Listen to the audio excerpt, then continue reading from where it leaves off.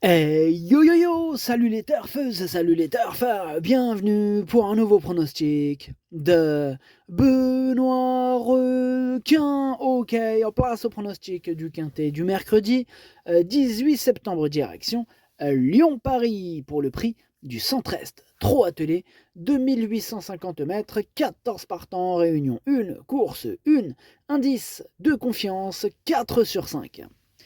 Petit retour sur le quintet de ce lundi, il y a eu du trouble fait à l'arrivée. Et cette vidéo, j'attends avant l'arrivée du quintet de ce mardi, je reviendrai dessus demain. Ok, c'est parti, on commence le pronostic et on commence avec le numéro 1, Ivanka de Gilm, et on écoute Rémi Despres. Ivanka de Gilm, elle est partie au galop la dernière fois, elle était tendue. Bon, après, elle a tracé un parcours très correct derrière.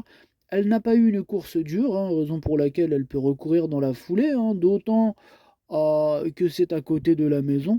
Bon, il y aura beaucoup de rythme, Il faudra essayer de longer le rail. Si elle était cinquième ou sixième, cela serait très bien. Ok, ça marche. Pas de grandes prétentions pour Rémi Despres avec Ivanka de Gilm, le numéro un, que je n'ai pas retenu. Alors, je l'ai pas rayé, mais bon, il intéressera les amateurs de champ réduit, les amateurs de coups de folie, les amateurs de cote. Donc, question de feeling avec ce numéro un. Et je rajouterai aussi que je n'ai pas de liste de possibles troubles faits ni de casseurs de tickets repérés aujourd'hui, tout simplement parce que j'en ai pas, je ne vais pas vous en mettre exprès. Donc le reste, je l'écarte, ou alors, voilà, comme je vous ai dit, ce sera une question de feeling. Mais voilà, pas de casseurs de tickets repérés aujourd'hui, seulement deux chevaux de complément qui à mes yeux sont les deux réels dangers. Voilà. Donc les casseurs de tickets repérés se concentrent uniquement sur ces deux chevaux de complément aujourd'hui. Donc le numéro 1, question de feeling, je ne le retiens pas. On passe au numéro 2, Boléro Gare, et on écoute Johan Lavigne. Écoutez, Boléro Gare a couru en progrès dernièrement, cela lui a ouvert les poumons. Il avait beaucoup de poids sous les pieds. Bon, là, il sera déféré. Cela dit, il y a un lot. S'il était sixième ou septième, je serais très content. Ok, ça marche. Bon, merci, Johan. En tout cas, ce numéro 2, je le raye. On passe au numéro 3, Inato Piergi. On écoute Alexandre Bonnefoy.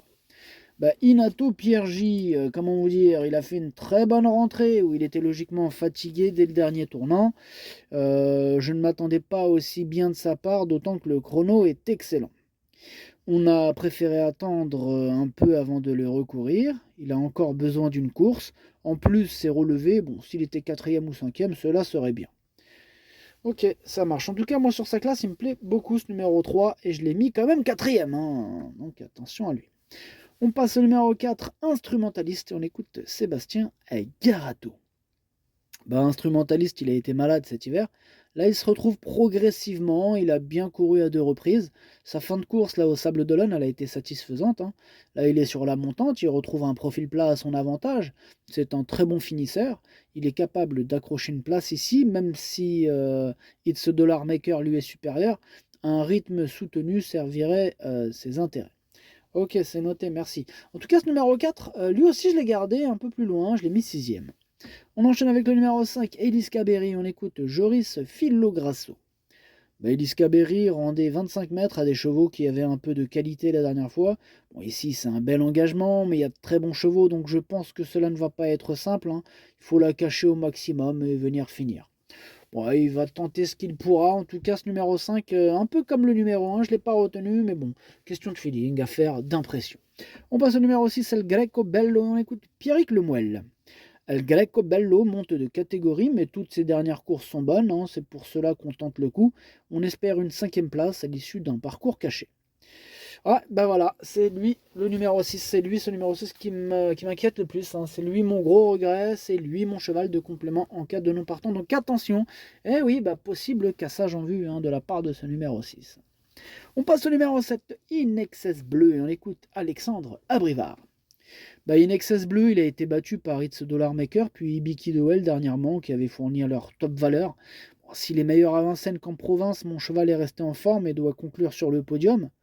Là, il sera allégé d'une trentaine de grammes. S'il gagne, direction Saint-Galmier. Sinon, il disputera le Grand Prix Anjou-Maine à Mêlée du Maine. C'est noté, Alexandre Abrivard. En tout cas, ce numéro 7 vraiment fait partie de mes préférés. C'est une première chance et je l'ai mis troisième. On passe au numéro 8, Orchestro, et on écoute Guillaume Richard Huguet. Orchestro, il a passé l'été tranquille après Cannes-sur-Mer début juillet. Bon, il effectue ici sa rentrée. Il a bien travaillé ces derniers temps. Maintenant, il a un physique imposant et a sans doute besoin de courir dans l'immédiat. Je le plaque des antérieurs uniquement. Il va logiquement manquer. On va courir en dedans et le faire finir. S'il accroche une 5 ou 6e place, ce sera bien. Donc on l'a entendu, Orchestro ne sera pas au maximum de ses capacités, ne sera pas à 100%, mais sur sa classe, moi je le vois bien quand même terminer en fin de combinaison, donc je l'ai gardé en toute fin de combinaison.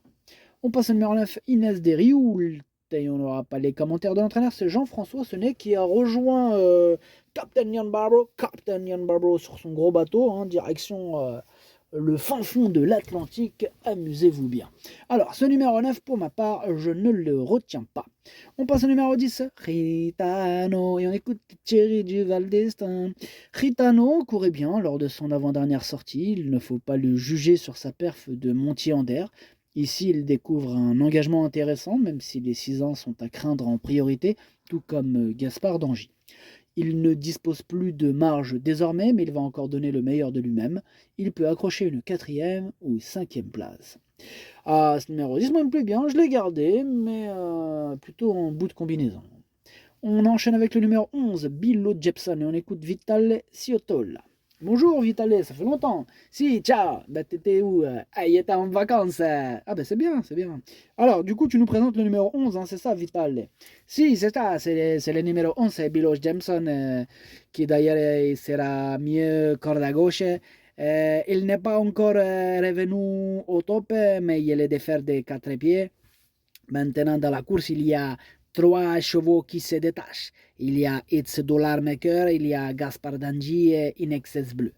Ce sont des chevaux de train. Des chevaux de train, oui, de train. Comme le mien, il est un attentiste. Oui, c'est un attentiste. C'est un attentiste. Cela peut servir ses intérêts. Il démarre. Cela sera une question de parcours. Cela sera une question de parcours. Merci Vitale Ciotola. En tout cas, ce numéro 11, je l'ai retenu, il me plaît bien, je l'ai mis 5e. On passe au numéro 12, It's Dollar Maker. Je l'aime beaucoup celui-là. En plus, il a un blaze, It's Dollar Maker. Rien que le nom, tu le mets. Bref, on écoute Sébastien Garato. It's Dollar Maker, il n'a pas démérité à Cagnes-sur-Mer, fin juillet. Bon, il a surtout été devancé au sprint. Depuis, je te cache pas que j'ai attendu cette course, t'as vu. Là, il est très bien placé au premier échelon. Comment te dire? Ce dollar maker, il est généreux, t'as vu, il sait aller de l'avant. Il est aussi bien avec de la fraîcheur. Là, il faut affronter quelques bons éléments, t'as vu, mais il devrait lutter pour les premières places. Ok, ça marche, Sébastien Garato qui affiche une certaine confiance, évidemment. It's Dollar Maker, c'est un crack, on ne le présente plus. Évidemment qu'il peut même gagner ce quintet. Moi, je l'ai mis 2e, mais il peut gagner, vraiment. On passe au numéro 13, Fakir Mérité. On écoute Franck Marty. Écoutez, Fakir Mérité, il est en forme, voilà. Donc il vient de bien gagner à Beaumont-de-Lomagne. Donc on se laisse tenter par cet engagement qui est bon au papier. Cela dit, l'opposition est là. Il faudrait qu'on ait un bon parcours. J'ai un peu de mal à le situer par rapport au bon I de cette course, mais si tout se passe bien, il est sûrement capable de finir dans les 5 premiers.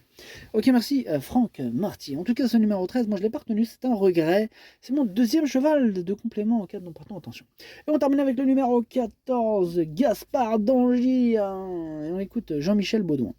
Écoutez, Gaspard Dangy est parfait à l'entraînement pour cette belle course. Eric Raffin le connaît parfaitement. Il devrait répondre à mes attentes et jouer un premier rôle. Il devrait répondre à ses attentes et jouer un premier rôle, nous dit Jean-Michel Baudouin, qui est super chaud évidemment. Gaspard Dangy, crack de chez crack, qui est une chance réelle pour la plus haute marche du podium. C'est d'ailleurs mon préféré, je l'ai installé en tête. Le pronostic, ça donne 14, 12, 7, 3, 11, 4, 10, 8. Merci d'avoir suivi cette vidéo. N'hésitez pas à mettre un pouce bleu si la vidéo vous a plu. Pour accéder à tous mes tickets pour la course du Quintet, rendez-vous directement en description de la vidéo. À jouer avec modération. Bonne chance. Chopez-le moi. Ciao.